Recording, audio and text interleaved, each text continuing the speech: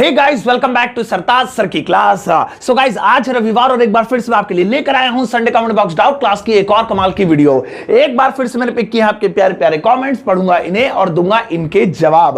और अगर आप चाहते हो कि आप भी सवाल पूछो और आपके सवालों के जवाब मैं इस संडे वाली वीडियो में दूं, तो इस वीडियो को देखने के बाद इसी वीडियो के कमेंट बॉक्स में जाकर अपने सवालों को पूछ लीजिएगा। मैं अगले संडे वाली वीडियो बनाने से पहले आपके सवालों को इसी वीडियो के कमेंट सेक्शन से पिक करूंगा और उनके जवाब दूंगा। चलो फिर नोटबुक और पेन लेकर बैठ जाओ, जो चीज काम की लगे उसे नोट कर लेना। पढ़ना शुरू करते हैं आपके कमेंट्स। पहला कमेंट मैंने पिक किया है तमन्ना का, लिखा है good afternoon sir, very good afternoon.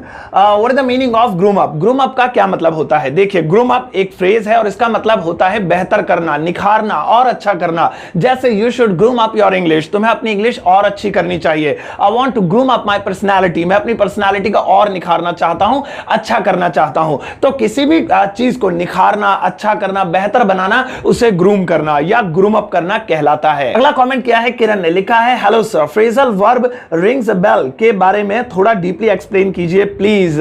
Rings a bell क्या मतलब होता है इसका थोड़ा सा एक्सप्लेन करता हूं। रिंग्स अ बेल एक कमाल का फ्रेज है और ये वेस्टर्न कंट्रीज में बहुत ज्यादा यूज किया जाता है। फॉरेनर्स इसका यूज करते हैं और इसका मतलब होता है धुंधली धुंधली यादें ताजा होना या कोई चीज अचानक से किसी चीज का नाम लेते ही याद आ जाना। अक्सर ऐसा होता है ना, किसी चीज को हम देखकर हमें देखकर बचपने की बातें याद आ जाती हैं या किसी के बारे में देखकर कोई इंसान याद आ जाता है, तो उसी को कहते हैं रिंग्स अ बेल। यानी कि दिमाग की एकदम घंटी बज जाना, अचानक से याद आ जाना। आपने कहा हिज नेम इज राहुल, उसका नाम राहुल है, तो मैं कहूंगा oh this name rings a bell, ये नाम ना मुझे कुछ याद दिलाता है, मुझे कुछ याद आ रहा है। तो रिंग्स अ बेल मतलब कोई चीज आपको याद दिलाए किसी चीज की, पुरानी यादें ताजा हो जाएं, धुंधली धुंधली यादें ताजा हो जाएं। अगला सवाल पूछा है अलकामर रहीम ने, लिखा है you are my favourite youtuber Sartaj sir. हमारा क्वेश्चन है बेस्ट ऑफ लक की जगह कोई दूसरा वर्ड्स यूज कर सकते हैं sir, please pick my question, thank you. बहुत बढ़िया सवाल।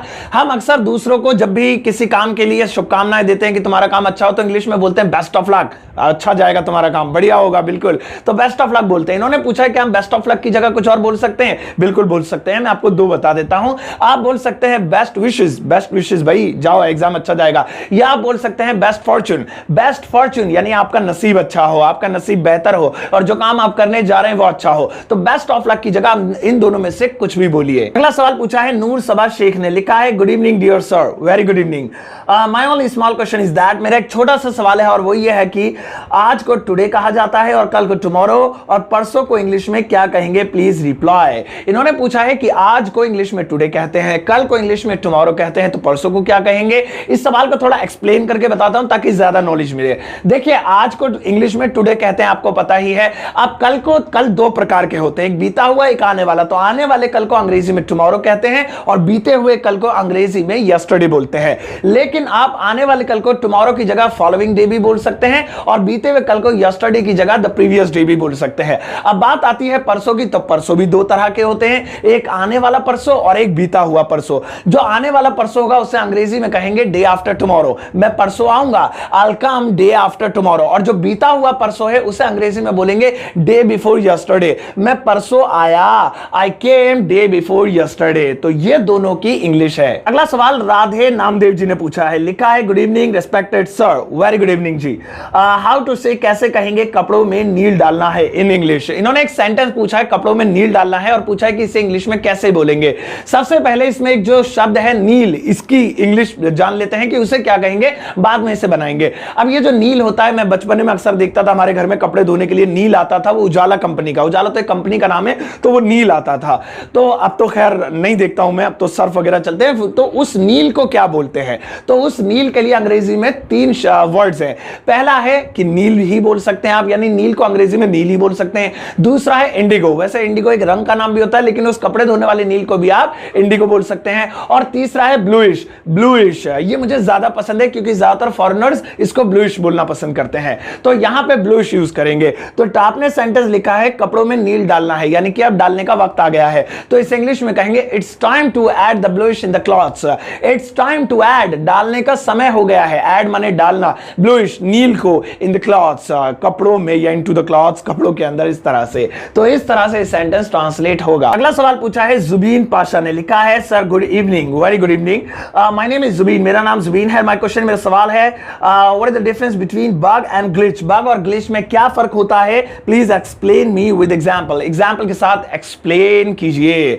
बग और ग्लिच ये दोनों शब्द हमें मिलते हैं कहीं ना कहीं सॉफ्टवेयर से कनेक्टेड, यानी कोई भी सॉफ्टवेयर, चाहे वो कोई वीडियो गेम हो, मोबाइल गेम हो, या फिर किसी और तरह का सॉफ्टवेयर हो, तो उसमें अक्सर हम सुनते हैं कि उसमें बग आ गया, उसमें ग्लिच आ गया, तो उसी से रिलेटेड इन्होंने पूछा। देखिए मैं कोई टेक्निकल पर्सन तो हूं नहीं जो बहुत ज्यादा डीपली आपको बताऊं, हाँ इंग्लिश से रिलेटेड मैं इसकी मीनिंग कुछ आपको बता देता हूं, आई होप आपको जवाब मिल जाएगा। देखिए बग क्या होता है, बग होता है कोई भी एक जो सॉफ्टवेयर होता है उसका कोई एक हिस्सा काम ना करे, पूरा सॉफ्टवेयर सही काम कर रहा है लेकिन उसका एक पार्ट सही काम नहीं कर रहा है, उसे बग कहते हैं। आप फेसबुक चला रहे हैं, आप फेसबुक आप उस पर चैट कर पा रहे हैं, फोटोज लाइक कर पा रहे हैं, वीडियोस देख पा रहे हैं, बात कर पा रहे हैं, लेकिन उसमें प्रोफाइल पिक्चर अपलोड कर नहीं कर पा रहे हैं, एरर आ रहा है, और आपका अकेला का आ रहा है तो बग नहीं है, फिर तो आपके फोन की या सॉफ्टवेयर की, आपके मतलब जो इंस्टॉल किया उसकी प्रॉब्लम है, सबका हो रहा है तब ये बग कहलाएगा, यानी अब सॉफ्टवेयर में ही प्रॉब्लम है, आपके फोन की कोई दिक्कत नहीं है।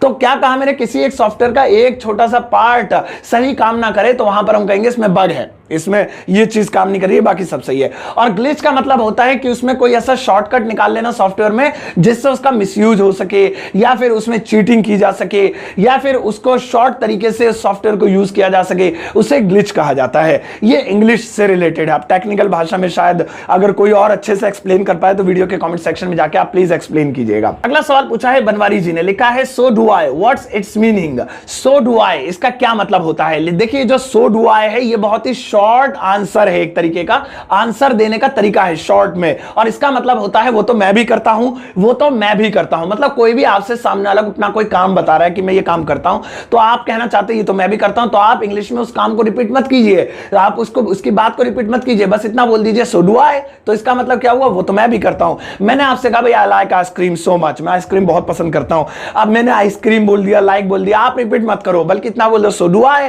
वो तो मैं भी करता हूं, मुझे भी अच्छी लगती है। मैंने कहा I take bath every day, या आई बाथ एवरी डे, या I take shower every day, मतलब मैं रोज नहाता हूं, आप कहिए सो डू आई, वो तो मैं भी करता हूं। तो जो भी काम कोई आपसे कहे कि ये मैं करता हूं, तो अगर आपको भी कहना है वो तो मैं भी करता हूं, तो आप सो डू आई बोल दीजिए। बहुत कमाल का फ्रेज है ये, और फॉरेनर्स तो इसको बहुत यूज करते हैं। अगला सवाल पूछा है गुड्डी जी ने, लिखा है good morning sir, very good morning जी। Sir what is the meaning of full form में आ गया, इसका मतलब क्या होता है फुल फॉर्म में आ गया। अब ऐसा आपने सुना होगा ना, लोग कहते हैं अरे वो तो फुल फॉर्म में आ गया, देख आप कमाल कर देगा भाई, धोनी है ना, अभी देख गुस्सा आ गया उसका, फॉर्म में आ गया वो, अब खेलेगा। तो इस तरह से हम अक्सर बोलते हैं। तो इन्होंने पूछा इसका क्या मतलब है। इसका मतलब होता है जोश में आ जाना, बहुत ज्यादा उत्तेजित हो जाना, या फिर मतलब कि अब इस चीज की मतलब चाहत होना कि अब ये करके ही दिखा देगा, वो जोश में आ जाना एक तरीके का होता है फुल फॉर्म में आ जाना। लेकिन आपको एक कमाल की बात बताऊं, ये इंडियन इंग्लिश है, यानी कि इंडिया में ही इसे ज्यादा यूज किया जाता है। मैंने कभी फॉरेनर्स के मुंह से ये नहीं सुना that he came in full form, यानी कि वो फुल फॉर्म में आ गया, या he will come in full form, वो फुल फॉर्म में आएगा, ऐसा उन्होंने कभी नहीं कहा। आप वो इस तरह से कह सकते हैं now he is very energetic, अब वो बहुत ज्यादा एनर्जी के साथ आ गया है, एनर्जेटिक है, तो ये बोल सकते हैं। बाकी फुल फॉर्म में आ गया आप इंडिया में बोल सकते हैं, लेकिन आउट ऑफ इंडिया ये नहीं चलेगा। अगला सवाल पूछा है मुकेश ने, लिखा है good noon sir, very good noon, I want to ask a thing, मुझे एक चीज पूछनी है, that what is the difference between my name is और myself. My name is और माई सेल्फ में क्या फर्क होता है, वेयर दीज टू यूज्ड, इन दोनों का इस्तेमाल कहां होता है, प्लीज टेल सर जी। तो देखिए माई नेम इज और माई सेल्फ, इन दोनों में फर्क पूछा है और इन दोनों का इस्तेमाल पूछा है। माई नेम इज यूज जब करते हैं जब सिर्फ अपना नाम बताना हो, माई name is Khan, my name is Sartaj, my name is Rahul, my name is Ram, ये हो गया सिर्फ नाम। जब नाम के अलावा आपको और अपनी जन्म कुंडली बतानी है, मतलब अपना इंट्रोडक्शन देना है, तो माई सेल्फ से शुरू करते हैं। My self Sartaj, I am 25 years old, I live in Delhi, I like this and that, और वगैरह वगैरह। लेकिन आपको एक और कमाल की बात बताऊं कि ये भी अन इंग्लिश है, यानी कि ये माई सेल्फ भी इंडिया में ही ज्यादा यूज करते हैं, फॉरेन कंट्री में कोई नहीं बोलता है my self my self my self. वहां पर चाहे नाम बताना हो, चाहे अपने बारे में बताना हो, माई नेम इज या आई एम से शुरुआत की जाती है। और आपको भी मैं यही सलाह दूंगा कि ये माई सेल्फ वाली चीज छोड़ दीजिए, ये इंग्लिश में नहीं है। तो आपको जब भी कभी इंट्रोडक्शन देना हो या अपना नाम बताना हो, आपका नाम राहुल है तो माई सेल्फ राहुल, या my self Rahul, I am 20 years old, ये सब मत ना बोल के आप बोलिए आई एम राहुल, या दिस इज राहुल, या माई नेम इज राहुल। ये सारे वर्ड्स पूरी दुनिया में यूज किए जाते हैं सभी सेंटेंसेस। तो आप माई सेल्फ ना बोलिए, ये बोलिए। अगला सवाल पूछा है अद्विका जी ने, लिखा है hello sir, good afternoon, very good afternoon ji. मैं जाऊंगी का इंग्लिश ट्रांसलेशन होता है आई विल गो और I will be going. What is the difference between both? इन दोनों सेंटेंसेस में क्या फर्क है और कन्वर्सेशन में दोनों का यूज कब और कैसे करना होगा? होगा मतलब ठीक है। इनका सवाल क्लियर करता हूं। बहुत बढ़िया सवाल पूछा है और मैं इस सवाल से ज्यादा खुश इसलिए हूं क्योंकि ऐसे सवालों से क्या होता है, हमें नॉलेज मिलती है, हमें जो है इंग्लिश के बारे में थोड़ा गहराई से पता चलता है। तो बहुत जेन्युइन सवाल है। अब देखिए, इन्होंने पूछा है कि मैं जाऊंगा, इसकी दो इंग्लिश होती है, आई विल गो और आई विल बी गोइंग। तो दोनों में फर्क क्या है और दोनों को अलग अलग जगह कब यूज करना है। अब बहुत सारे लोग आप में से ये सवाल पढ़कर या सुनकर सोच रहे होंगे सवाल ही गलत है। मैं जाऊंगा को तो आई विल गो बोलते हैं ना, आई विल बी गोइंग का मतलब थोड़ी होता मैं जाऊंगा। आई विल बी गोइंग का मतलब होता है मैं जा रहा हूंगा, क्योंकि गा की आता है फ्यूचर इंडेफिनिट टेंस में, तो मैं जाऊंगा ये फ्यूचर इंडेफिनिट टेंस है। और विल बी आता है फ्यूचर कॉन्टिन्यूअस में, रहा होगा, रही होगी, रहे होंगे। सो आई विल बी गोइंग, मैं जा रहा हूंगा। तो दोनों अलग अलग है। फिर इसमें डिफरेंस क्या पूछ रही हो आप? ये बेसिक इंग्लिश तक आप समझते हैं, यानी जब आप बेसिक इंग्लिश सीख रहे होते हैं या सीख चुके होते हैं तब तक आपको लगता है कि आई विल गो और आई विल बी गोइंग ये दो अलग अलग सेंटेंसेस है। बट जब आप एडवांस लेवल पे पहुंचते हैं तब आपको पता चलता है एक्चुअली में दोनों सेम ही है। जी हां, यानी मैं जाऊंगा को इंग्लिश में आई विल गो भी बोल सकते हैं और आई विल बी गोइंग भी बोल सकते हैं, लेकिन सिचुएशंस अलग अलग है। वही सिचुएशन क्लियर करता हूं, इनके सवाल का जवाब भी यहां पर हो जाएगा। सिचुएशन सुनिए, जब आप कोई काम फ्यूचर के लिए बता रहे हैं और ये बता रहे हैं कि वो काम एक ही बार करना है, तो वहां पर विल का यूज करेंगे। पापा ने पूछा बेटा शर्मा जी के पास नहीं गया, क्या बात है? मैंने भेजा था पैसे लाने, पापा कल जाऊंगा। तो यहां पे क्या होगा, कल जाऊंगा, तो कितनी बार जाएगा, यानी एक ही बार तो बोला है जाओ, तो यहां पे एक ही बार होना है ये काम। आई विल गो टुमारो, तो यहां विल का यूज होगा। पापा ने कहा बेटा जिम नहीं जा रहा, क्या बात है, वेट बढ़ रहा है, जिम ज्वाइन कर। पापा मैं कल से जाऊंगा। अब वहां पे कल नहीं जाऊंगा, कल से जाऊंगा, तो ये से शब्द यहां पे क्या दिखाने की कोशिश कर रहा है कि बस कल से शुरू, सोमवार, मंगलवार, बुधवार, बृहस्पतिवार, शुक्रवार, शनिवार, फिर इस तरीके से चलता रहेगा रूटीन। तो ये चीजें रूटीन में रहेंगी। तो यहां पे आई विल गो नहीं लिखेंगे, गलत हो जाएगा, और बोलेंगे तब भी गलत हो जाएगा। यहां पे बोलेंगे आई will be going, I will be going, ये बोलेंगे।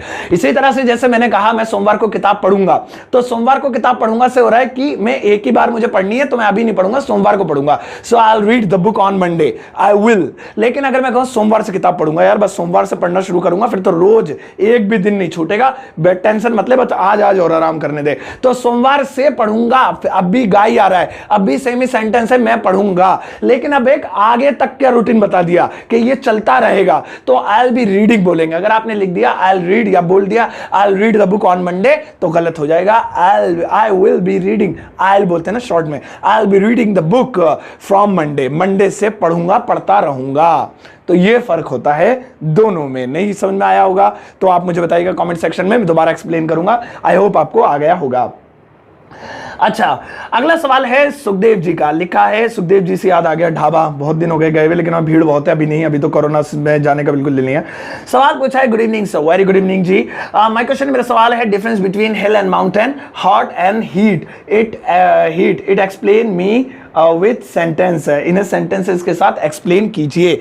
इन्होंने पूछा है कि हिल और माउंटेन और हॉट और हीट में फर्क क्या। हॉट और हीट को बाद में लेते हैं, पहले हिल और माउंटेन को लेते हैं, और हिल और माउंटेन के साथ एक शब्द और जोड़ देते हैं, रॉक। अब ये तीनों एक ही कैटेगरी के हैं ना। आप सुनिए, हिल का मतलब क्या होता है? हिल का मतलब पहाड़ नहीं होता, बल्कि पहाड़ी जमीन या पहाड़ी इलाका होता है, हिली एरिया, यानी जहां पर जमीन उबड़ खाबड़ पहाड़ों वाली हो, यानी जमीन के नीचे ऐसे पहाड़ होते हैं, तो वो हिल कहलाते हैं, उन्हें हिल्स कहते हैं, ठीक है, ऊबड़ ऊंचे नीचे। और जहां पर पहाड़ हो बड़े बड़े, उन्हें माउंटेन्स कहते हैं। लेकिन माउंटेन्स पे चढ़ा जा सकता है, ध्यान सुनने वाली बात है, माउंटेन्स पे चढ़ा जा सकता है। और कुछ पहाड़ ऐसे होते हैं जो सीधे खड़े होते हैं, नुकीले, जिन पे चढ़ा जा, अब चढ़ने को तो सभी पहाड़ों पे चढ़ जाएंगे, लेकिन आम इंसान के लिए चढ़ना बड़ा मुश्किल हो जाता है, सीधे खड़े होते हैं, वहां पर हिल क्लाइंबर्स ही चढ़ सकते हैं जो, तो उन्हें रॉक्स बोलते हैं। तो जो पहाड़ी, ऐसे पहाड़ी इलाके होते हैं, इलाके मतलब उबड़ खाबड़, उन्हें बोलते हैं हिल्स या हिली एरियाज। जो पहाड़ होते हैं बड़े बड़े, उन्हें बोलते हैं माउंटेन्स, और जो सीधी खड़ी चट्टानें होती हैं उन्हें अंग्रेजी में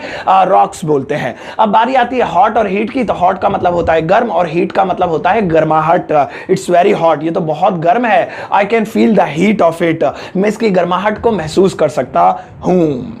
तो ये थी आज की संडे वाली क्लास। आई एम श्योर आपको बहुत ज्यादा मजा आया होगा और आपको बहुत सारी इंग्लिश की नॉलेज भी मिली होगी। तो मैंने आपको बताया अगर आप चाहते हैं सवाल पूछना तो इसी वीडियो कमेंट सेक्शन में जाकर अपने सवालों को पूछ डालिए। मैं अगले संडे वीडियो बनाने से पहले इसी वीडियो के कमेंट बॉक्स में से आपके सवालों को जरूर पिक करूंगा। और प्लीज मेरा एक दूसरा यूट्यूब चैनल भी है जिसका नाम है सरताज स्टोरीज, उसका लिंक आपको इस वीडियो के डिस्क्रिप्शन बॉक्स में मिल जाएगा, नहीं तो आप यूट्यूब पर सर्च कर लीजिए सरताज स्टोरीज। आप प्लीज उस चैनल को सब्सक्राइब कर लीजिए, प्लीज मेरी रिक्वेस्ट है आपसे। चलिए मिलता हूं आपसे संडे वाली क्लास अगले संडे के साथ, आई मीन संडे वाली क्लास के साथ अगले संडे। तब तक के लिए आपका संडे आई होप आज अच्छा गुजरा होगा। आज थोड़ी सी लेट वीडियो आई क्योंकि आज मॉर्निंग मुझे एक वीडियो अर्जेंटली डालनी पड़ गई थी। अपना ध्यान रखिएगा, मिलता हूं अगले संडे। और आप इन बीच के दिनों में मेरी वीडियोस ऐसे ही देखते रहिएगा। वीडियो को सब्सक्राइब, चैनल को सब्सक्राइब कर लीजिएगा और वीडियो को शेयर और लाइक कर दीजिएगा। Take care, bye bye.